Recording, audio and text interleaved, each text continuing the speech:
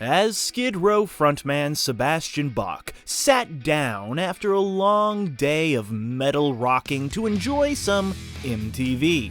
He reached over to the clicker and pointed it at the boob tube, and an energetic pretty boy suddenly appeared before the eyes of Bach.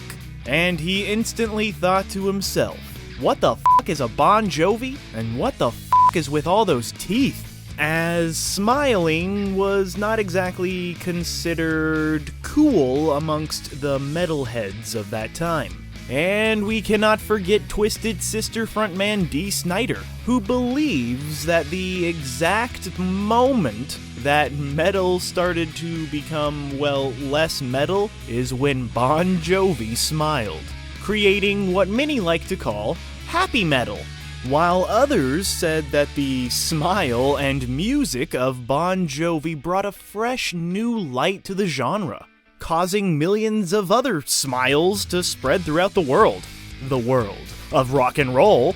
Not being completely miserable and angry all the time was a bold, controversial move in the world of rock and roll.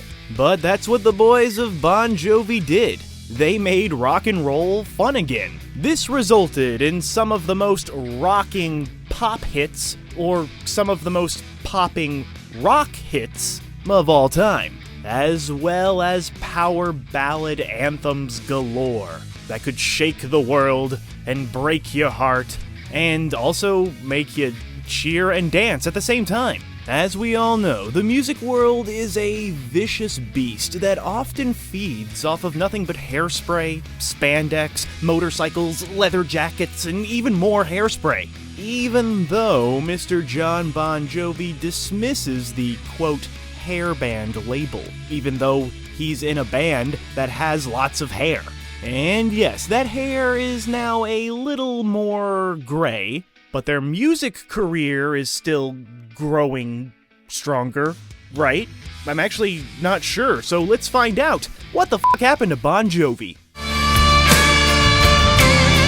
But to truly understand what the fuck happened to Bon Jovi, we must begin at the beginning, and the beginning began when the band released their self-titled album in 1984. Okay, so variations of Bon Jovi bounced around the New Jersey club scene and small studios before that. And yes, of course, Jon Bon Jovi picked up a guitar as a teenager, but their origins aren't all that different from most of their kind. It's their debut single that made them, yes, runaways. With Runaway having legs on the radio, Bon Jovi, the band, could be officially formed, with Jon Bon Jovi on vocals, Richie Sambora shredding it on the guitar, Tico Torres banging it away on the drums, Alec John Such slapping it away on the bass, and David Bryan tickling it on the keyboard, who ditched Juilliard to play with the band. In 1986, just barely into their superstardom, Bon Jovi released their masterpiece album, Slippery When Wet, which was led by their first #1 songs, You Give Love a Bad Name and Livin' on a Prayer, which was an eventual VMA winner and scientifically deemed one of the happiest songs ever made, and no doubt a top karaoke choice. And the other great song, Wanted Dead or Alive, also helped it eventually go diamond. That's like Purple Rain and Joshua Tree territory, people. They would follow it up by representing their East Coast roots with 1988's New Jersey, going 7 times platinum off its #1 hits, Bad Medicine and I'll Be There For You. Their pop hair metal sound earned them attention from the AMAs and landed Bon Jovi on a constant touring rotation, with hundreds of amazing rockin' shows between 1986 and 1990. His viewpoint was that we write these cliched, shallow songs about friendship and loyalty and what it's like to jump in the back seat of your car for the first time, you know? I feel sorry for that son of a bitch that wrote the article. But it wasn't all perfect. Jon Bon Jovi turned to steroids to maintain his momentum. The pressure that was brought on by the band's massive success took an extreme toll on his mental health. And had, zero sex scandals. He married his high school sweetheart at the end of the decade, staying with her to this very day. There's a reason why Bon Jovi was compared more to Air Supply than Aerosmith at times. However, that wasn't all necessarily true with the other band members, like drummer Torres and Richie Sambora. They were hella into drugs and alcohol and the whole rock star thing, with Sambora entering rehab in 2007. The band, Bon Jovi, was ever present. They were all over the place, and at the height of their popularity, they suddenly had to compete with a change in the music industry that few could bridge. Flannel was suddenly in, and hairspray was out. The grunge thing was kinda taking over, and all those bright colors and flashy dancing and makeup and lots of hair, that was kinda becoming a thing of the past. Jon Bon Jovi could cut his hair all he wanted, but the band would need to do a lot more to stay in the mainstream. And they would, an entire decade later. That's right, we didn't really hear much from Bon Jovi in the 90s, but in the year 2000, they frickin' crushed it with the double platinum Crush. They had an absolute mega hit with the song It's My Life. An extremely catchy, extremely positive song that, crushed it on the radio. With lyrics like, I just want to live while I'm alive. Poetry, poetry, poetry. Like so many rock bands, Bon Jovi was having a resurgence, as they sometimes do. They had the sex appeal, but without the danger. It was like a Guns N' Roses that you could bring over to your mom's house, or play at a little kid's birthday party.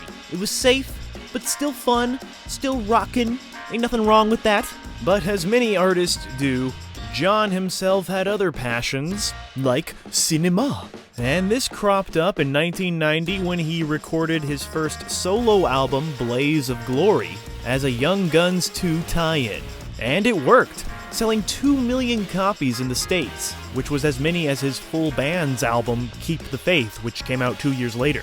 And this Young Guns 2 Blaze of Glory stuff, it would bring Jon a Golden Globe win and nominations for an Oscar and a Grammy. While not immediately a strong actor, he had enough presence for roles in forgettable fare like Moonlight and Valentino, The Leading Man in 1996, which were both made during the band's hiatus. He can also be seen in the rom-com ensemble, the Rom-Com Om-Som, New Year's Eve in 2011. But I would say his best performances can be seen in the submarine flick U-571 and the drama Pay It Forward, playing an abusive alcoholic. But Mr. Jon Bon Jovi would get his widest appeal with a 10-episode arc on Ally McBeal in the final season. So you're acting now, you're in a vampire movie, yes? Yes. That's good. Finally a role that requires you to suck. So, in the beginning of the century, the band Bon Jovi and its frontman, Jon Bon Jovi, were back in the forefront. The band would start to tackle more serious themes with their music, with Bounce and 2005's Have a Nice Day, although they still offered us some radio-friendly bops, like Who Says You Can't Go Home.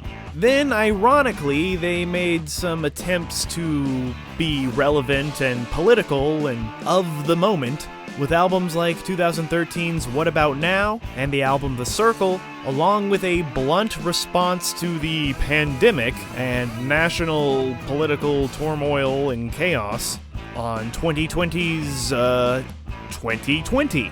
Just made them feel a bit out of touch. It was like too on the nose. Just didn't work.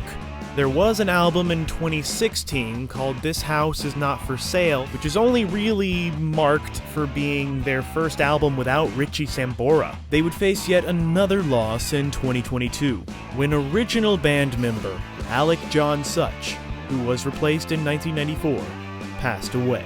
His last performance was during Bon Jovi's 2018 Rock and Roll Hall of Fame induction. Yet another sign that they had become a legendary legacy band. And it's not really surprising that their most recent release was a Christmas song. And that's just one tie-in to Jon Bon Jovi's early days, because as a teen, back in 1980, he was a part of an oddball Christmas song called R2-D2 We Wish You a Merry Christmas. That's right, you can hear little Jon Bon Jovi on this Star Wars Christmas song.